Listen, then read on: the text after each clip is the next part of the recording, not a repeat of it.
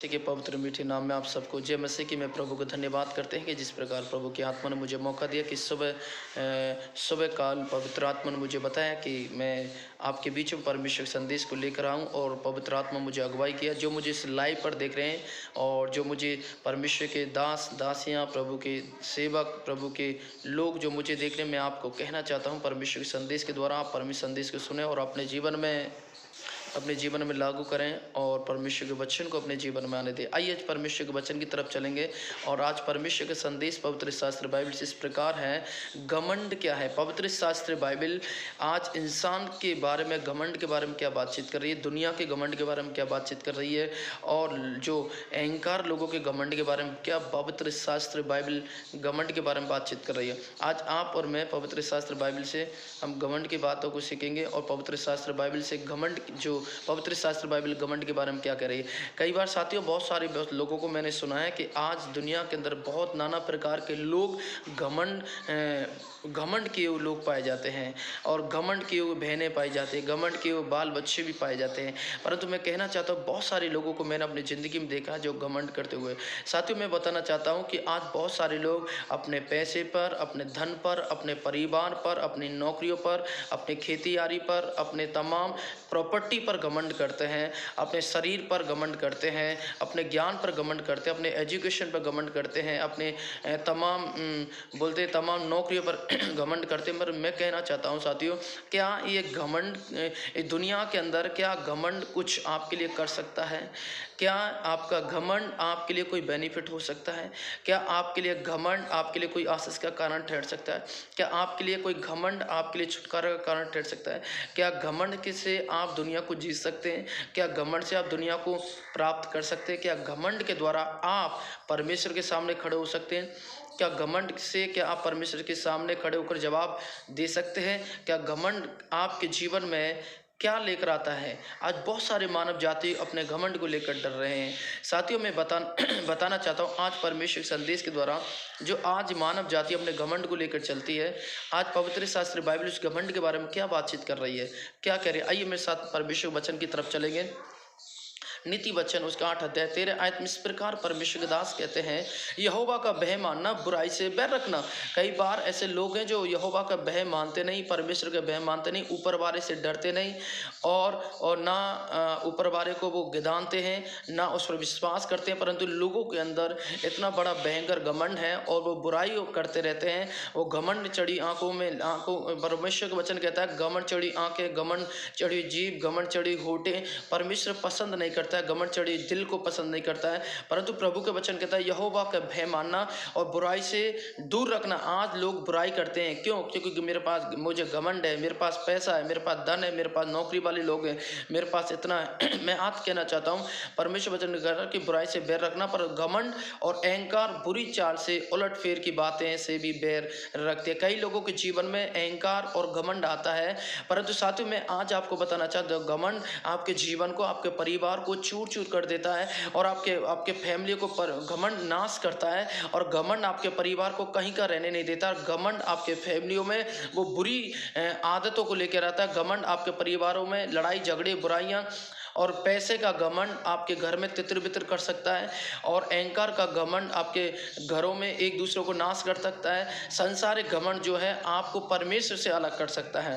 इसलिए बाइबल बताते हैं कि आप कभी आप घमंड ना करें अपने आप के ऊपर। नीति वचन 16 का 18 में क्या कहते हैं, विनाश से पहले इंसान को गर्व होकर, ठोकर खाने से पहले घमंड होता है। कितने लोग विनाश से पहले घमंड करते हैं और ठोकर खाते हैं और नाश हो जाते हैं। साथियों, मैं आज परमेश्वर के संदेश के द्वारा कहना चाहता हूं कि एक इंसान को कभी घमंड नहीं करना चाहिए। वो किसी चीज पर, किसी भी बात पर, किसी घर पर, नौकरी पर, पैसे पर, धन पर, प्रॉपर्टी पर कभी नहीं करना चाहिए, क्योंकि परमेश्वर नहीं चाहता घमंड वाले व्यक्ति को।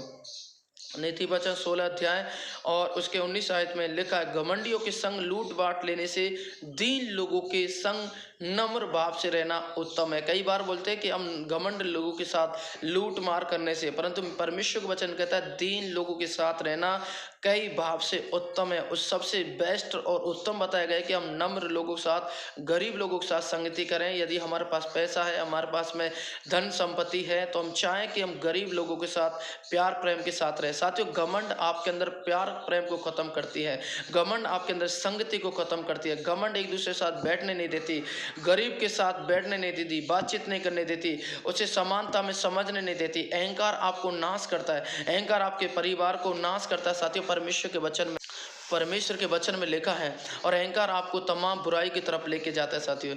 इसलिए प्रभु के वचन कहते हैं साथियों, जब परमेश्वर वचन लिखा है, 1 कुरिन्थियों उसका 4 के 7 में लिखा है, क्योंकि तुम में से दूसरे में से कौन जो भेदभाव करता है, और तेरे पास क्या है तू जो ने दूसरों ने नहीं पाया। कई बार ऐसे बोलते हैं, हम लोग बोलते हैं हमारे पास ये है, हमारे पास। साथियों, आपका घर, आपका प्रॉपर्टी, आपका बैंक बैलेंस, आपका जमीन, आपकी नौकरियां, सब कुछ इस दुनिया में रह जाएंगे। आप जब नंगे आए तो नंगे इस दुनिया से जाएंगे। आप इस बात को ध्यान रखिए, प्रॉपर्टी, बैलेंस, धन, पैसा, ये आप साथ नहीं लेके आए ताकि ये आपके साथ जाए। आप किस चीज पर घमंड करते हैं, किस बात पर घमंड करते हैं, किस बात पर अहंकार कर रहे हैं? क्या नौकरी पर, क्या धन पर, घर के सदस्यों पर, क्या अपनी बॉडी पर? ये जिस बॉडी पर बहुत सारे घमंड करते हैं, बॉडी भी नाश हो जाए, ये मिट्टी में मिल जाएगा। धन जो है यही छूट जाता है, अहंकार जो है यही रह जाता है। साथियों, यदि जाता है तो आपका प्यार प्रेम, आपके नम्र दीन की सहनशीलता, आपकी कृपा, आपकी अनुग्रह, आपका गरीबों के साथ देना, अनाथों के साथ देना, विधवा के साथ देना, अच्छे काम करना, प्रेम के साथ रहना, एक दूसरे को सहना, एक दूसरे की मदद करना, एक दूसरे बोझ उठाना, एक दूसरे के सहयोग खड़े रहना, एक दूसरे दुख समस्या में खड़े रहना, यही आपकी भलाई दिखती है मानव जाति के अंदर। यही मानव जाति के अंदर अच्छे कार्य आपके दिखते साथियों। इसलिए प्रभु वचन कहता है, और तो ऐसा घमंड क्यों करता है कि मानो नहीं। कई बार ऐसे लोग जो नाना प्रकार के घमंड करते हैं, मैं बताना चाहता हूँ। और 1 शमूएल 2:3 में लिखा है, फूल कर अहंकार की बातें मत करो। कई बार फूल कर अहंकार की बातें करते, बड़ी बड़ी बातों, बड़ी बड़ी डींग मारते हैं, और ऐसा कुछ भी नहीं है तो भी आंख बंद करके बोलते मैं ये कर दूंगा, वो कर दूंगा। परंतु साथियों, परमेश्वर का वचन क्या कहता है, और अंधेरी की बातें तुम्हारे मुंह से ना निकले, क्योंकि यहोवा ज्ञानी है, ईश्वर है। कई लोग बोलते हैं कि मैं इतना बड़ा पैसा वाला हूं, इतना धनी हूं, मुझे पैसे पर, सब पर घमंड है। परंतु प्रभु का वचन कहते हैं, परमेश्वर तुझे जानता है कि तेरे अंदर कितनी ताकत है, तेरे घमंड के अंदर कितनी ताकत, तेरे अहंकार के अंदर कितनी ताकत है, और तेरे ईर्ष्या के अंदर कितनी ताकत है, तेरे परिवार के अंदर कितनी ताकत है। परमेश्वर जानता है कि तेरा घमंड कितने दिन तक रहने वाला, कितने दिन तक साथ देने वाला है।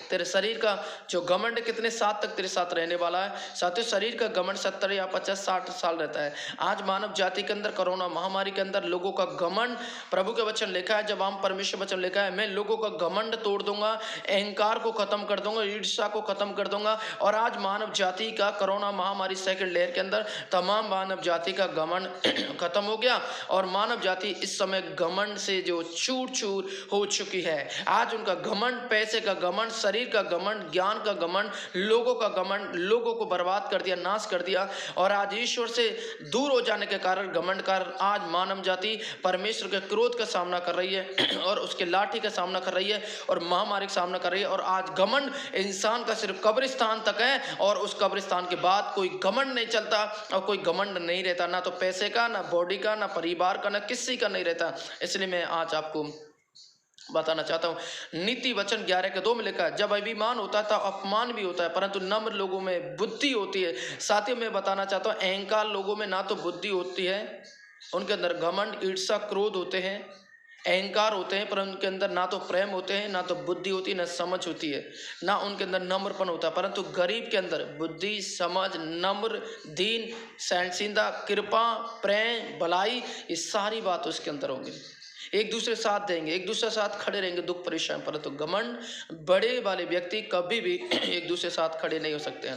साथियों, नीति वचन 13:10 में इस प्रकार परमेश्वर कहते हैं, झगड़े रगड़े से केवल अहंकारी से उत्पन्न होते हैं, परंतु जो लोग संपत्ति मानते हैं उनके पास बुद्धि होती है। साथियों, हमारे झगड़े रगड़े से, सब लड़ाई झगड़े से सब अहंकार खत्म होते हैं। हम छोड़ दें हम बुराई, झगड़े रगड़े को, लड़ाई झगड़े को। नीति वचन 15:25, यहोवा अहंकारी के घर को ढा देता। ओ माय गॉड, परमेश्वर कह रहा है, जो घमंड है, घमंड करता है। सुनिए परमेश्वर के संदेश से, जो मुझे लाइव देख रहे हैं, मुझे जो लाइव सुन रहे हैं, परमेश्वर का वचन मेरे आत्मा के द्वारा कहना चाहता है, जो इंसान घमंड करता है अपने पैसे पर, धन पर, प्रॉपर्टी पर, और अपने रिश्तेदारों पर, अपने माता पिता की नौकरी पर, खुद की नौकरी में, बॉडी पर, परमेश्वर क्या कह रहा है? सुनिए कान खोलकर, यहोवा अहंकारियों के, घमंडी को घर को ढा देता है, बने नहीं देता, नाश कर देता है। परंतु विधवा कि सेवाओं का अट्टर रखता है। विधवा को मतलब अनाथ, गरीब, कृपा जो परमेश्वर उन लोगों पर करता है, गरीब पर, अनाथों पर, विधवा पर, कंगालों पर परमेश्वर पर रहम अनुग्रह करता है, उनके साथ रहता है। और अहंकारी और घमंड को घर को ढा देता, नाश हो जाते साथियों।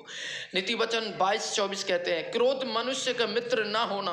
आज मैं आपको बता रहा हूं, अहंकार, घमंडी, ईर्ष्या और जो अपने आप को दुनिया में घमंडी होते हैं, अपने शरीर पर, पैसे पर, धन पर, प्रॉपर्टी पर, रिश्तेदारों पर, माता पिता को घमंड करते हैं, उनके साथ आप कभी मित्रता नहीं करें। और कभी मजाक करने वाले, ठट्टा करने, पापी वाले व्यक्ति के पास आप कभी मित्रता नहीं करें। यदि करें तो आप गरीब के साथ करें, जो आपकी समस्या पीड़ा को समझता है, आपके साथ खड़ा रहता है, आपकी मदद करता है और आपके दुख समस्या में साथ देता है। साथियों, उनके साथ खड़े रहे, आपकी आपकी आपकी परेशानी को समझता है, आपके मन की चक समझता है, आपके लोगों की बातों को समझते हैं। परमेश्वर वचन कहता है कि हम उनके साथ खड़े रहें। ये जरूरी है, गरीबी के साथ दे और गरीब आपकी साथ देगा। साथियों, परमेश्वर ने ध्यान रखें, परमेश्वर गरीब के साथ रहता है, गरीब पर दया करता है, अपने अनुग्रह करता है, परिवार को परमेश्वर संभाले रखता है, परमेश्वर पर दया करता रहता है और अहंकार के घर को परमेश्वर नाश करता है। नीति वचन 29 अध्याय के 23 में लिखा है, मनुष्य गर्व के कारण नीचा देखता है, घमंड के कारण नीचा देखता है, उसे लज्जित होना पड़ता है। एक दिन ना एक दिन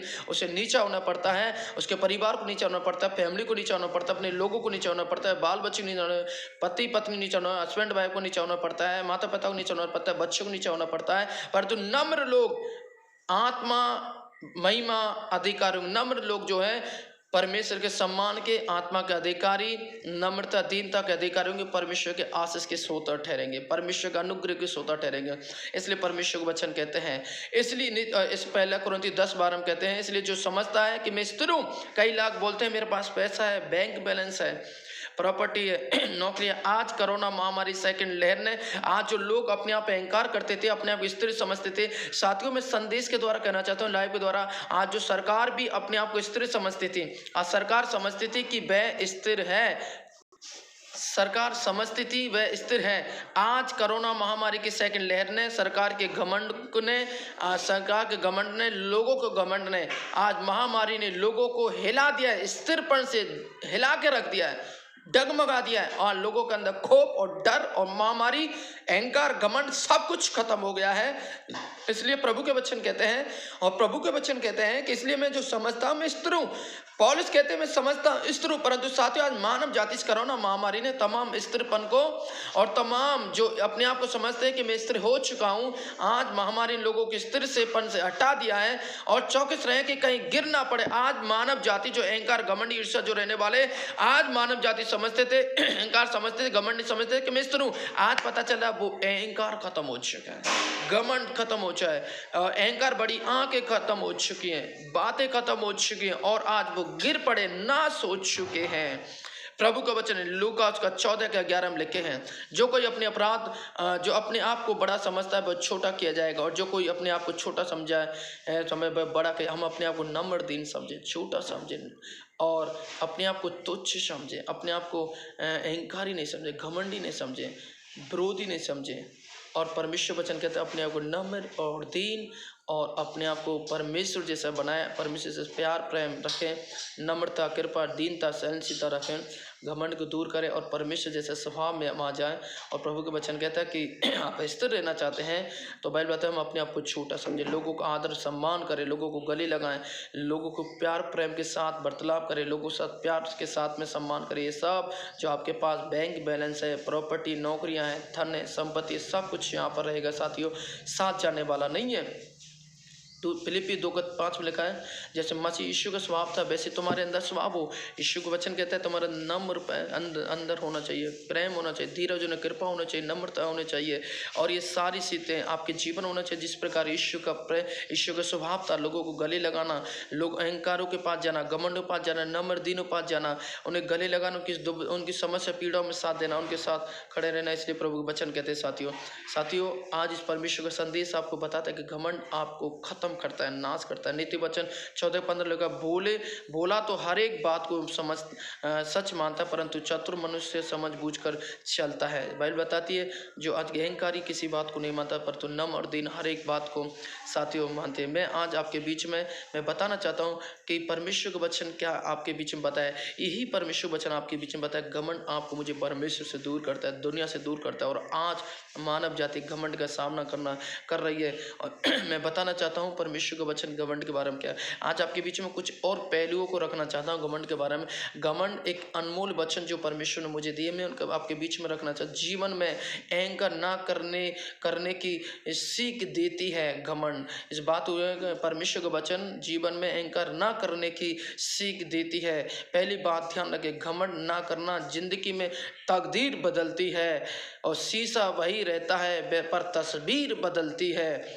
दूसरा पॉइंट, घमंड अपनी उम्र और पैसे पर कभी घमंड मत करना, क्योंकि जो चीज़ें गिनी जा सकें वो यकीन ख़त्म हो जाती है। शराबी, घमंड शराब जैसा होता है, खुद को छोड़कर सबको पता चलता है कि किसको चढ़ गई है। 4 पॉइंट, जन्म दूसरों ने दिया, नाम दूसरों ने दिया, शिक्षा दूसरों ने दी, रिश्ते भी दूसरों ने जोड़े, काम करना भी दूसरों ने सिखाया। हमें अंत में शमशान घाट के अंदर दूसरे ले जाते हैं। तुम्हारा इस संसार में क्या जिसके तुम घमंड करते हो। हालेलुया। साथियों, नाम किसने दिया, हाले पढ़ाई किसने दी, शिक्षा किसने दी, नौकरी किसने दी, जब मर जाते संसार में और दूसरे हमें लेके जाते हैं। हमारा खुद का क्या है, हमारा खुद का क्या है जिसका तुम्हें कुछ जो आप और मैं जो घमंड करते हैं। 2 तरह के देखने के लिए चीज़ें छोटी नज़र आती हैं, परंतु एक दूसरे और एक जरूरी से देखें। साथियों, आपको जो कुछ मिला है उसे घमंड मत करो, और घमंड और ईर्ष्या करने वाले लोगों को कभी मन की शांति नहीं मिलती है। हालेलुया। और घमंड से आदमी नुकसान होता है, अहंकार से आदमी अपने आप को मिटा देता है, जीवन भर अकेला रहना पड़ता है, क्योंकि घमंडी आदमी कोई भी बात करना उसे पसंद नहीं करता। किसी भी परिस्थितियों में इंसान घमंड नहीं करना चाहिए। इस दुनिया में जो आया है वह एक दिन जाएगा। हालेलुया। जो आया है एक दिन जाएगा। साथियों, ये पवित्र शास्त्र बाइबल आप इंसान के मानव जाति के घमंड के बारे में और संसार के घमंड के बारे में बयान कर रही है, और ये पहलुओं को रख रही है। क्या आप और मैं संदेश को सुनकर घमंड करेंगे? क्या आप और मैं परमेश्वर संदेश को सुनकर घमंड को छोड़ेंगे? आज ये आपके सामने चुनाव है, और परमेश्वर आपको बहुत आशीष दे। प्रेयर लाइन नंबर पर मेरे से संपर्क कर सकते हैं। प्रेयर लाइन नंबर है 9001250094 मेरा प्रेयर लाइन नंबर है, और आपके लिए प्रार्थना दुआ किया जाएगा। प्रभु इन वचनों से आपको बहुत आशीष दे। God bless you. परमेश्वर का अनुग्रह आपके परिवार आप तक रहे। इस वीडियो को ज़्यादातर से शेयर करें, लाइक करें, सब्सक्राइब करना ना भूलें, बेल घंटी को बजाना ना भूलें। प्रभु आपको बहुत आशीष दे। और आप चाहते हैं कि मैं आपके सामने अच्छी से अच्छी वीडियो लेकर आ सकूं आपकी इच्छा के अनुसार, तो आप मुझे सब्सक्राइब जहाँ पर एक मैसेज करने का एक सिस्टम है, जहाँ पर मैसेज आप मुझे कर सकते हैं, और मैसेज आप मुझे छोड़ सकते हैं एक साइड से, और मुझे बता सकते हैं, और मैं आपको उसी के अनुसार आपके सामने वीडियो को लेके आऊँगा, संदेश को लेके आऊँगा, ताकि परमेश्वर आपको बहुत आशीष दे सके। God bless you. प्रभु आपको आशीष दे। जय मसीह की।